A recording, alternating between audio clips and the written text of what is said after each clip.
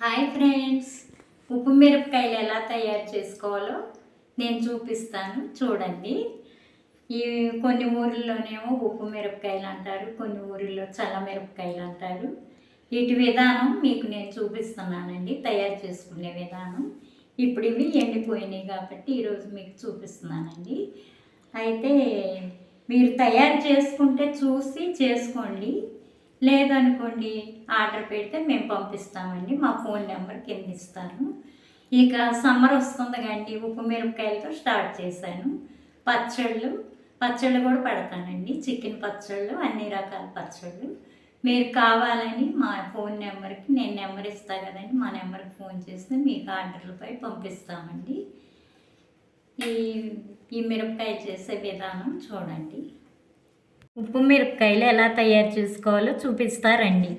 ఇదిగోండి, 1/2 కేజీ పచ్చిమిరపకాయలు తీసుకోవాలి. ముందు తీసుకొని వీటిని కడుక్కొని జల్లి పుట్ట ఉంటుంది చూడండి, అందులో వడపోసుకొని శుభ్రంగా తుడిచేసుకొని ఈ మిరపకాయలు ఇలా తీసుకొని ఒక్కొక్కటి ఇలా ఘాటు పెట్టుకోవాలండి. పిన్నీస్ ఒకటి తీసుకోవాలి, కొత్తది తీసుకొని ఇలా ఘాట్లు పెట్టుకోవాలి. ఘాట్లు పెట్టుకొని ఇక్కడ అన్నీ ఇలా సిద్ధం చేసుకొని ఉంచుకున్నాను. 1/2 లీటర్ పెరుగు తీసుకున్నానండి. 1/2 లీటర్ పెరుగు తీసుకొని మజ్జిగ చేసుకున్నాను. బాగా గిలకొట్టి మజ్జిగ చేశాను 1/2 లీటరు. అయితే కేజీకి 2 గిద్దలు ఉప్పు వేసుకోవాలండి, కళ్ళుప్పు. అయితే ఇది 1/2 కేజీ కాబట్టి నా దగ్గర సాల్ట్ ఉంది, సాల్ట్ వేస్తున్నానండి గిద్ద. తర్వాత ఒక ప్లాస్టిక్ డబ్బాలో మజ్జిగ పోసుకోవాలండి. ఒక ప్లాస్టిక్ డబ్బాలో పోసుకోవాలండి మనం.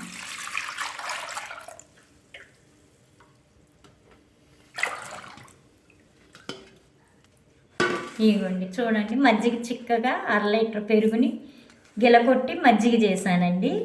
ఈ మిరపకాయలు ఇప్పుడు ఇందులో వేసుకోవాలి.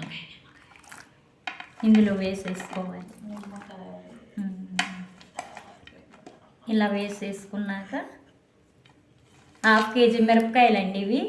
గిద్ద ఉప్పు వేసాను. కేజీకి 2 గిద్దలు ఉప్పు వేసుకోవాలన్నమాట. నిమ్మకాయ ఒకటి తీసుకున్నానండి. ఈ నిమ్మకాయ కూడా ఒక నిమ్మకాయ ఇందులో పిండాలి, ఎందుకంటే పుల్లగా ఉండి మిరపకాయలు బాగా టేస్ట్గా ఉంటాయి అన్నమాట. ఇందులో పిండుకోవాలి నిమ్మరసం.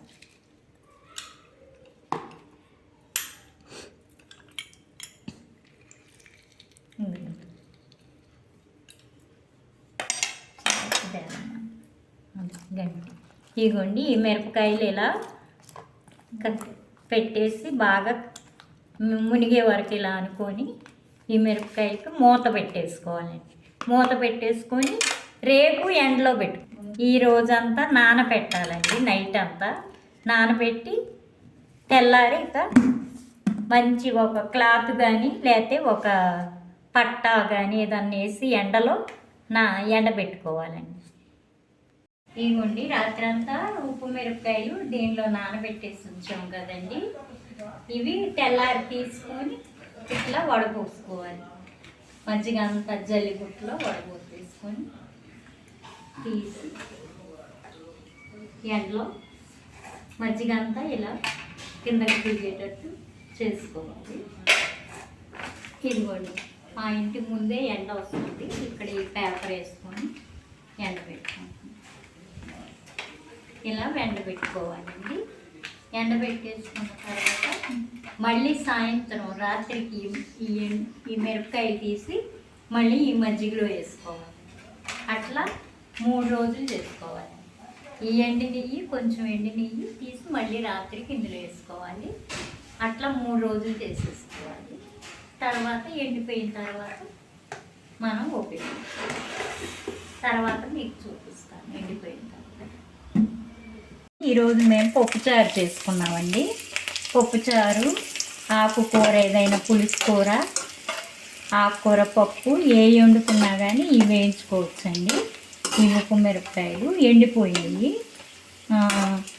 మామూలుగా మేమైతే 4 నెంబర్స్ ఉన్నామండి, అందుకని ఇన్ని వేసుకున్నాము.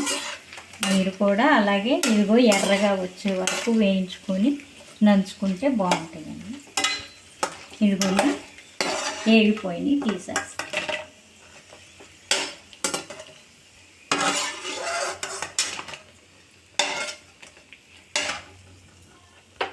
Thank you.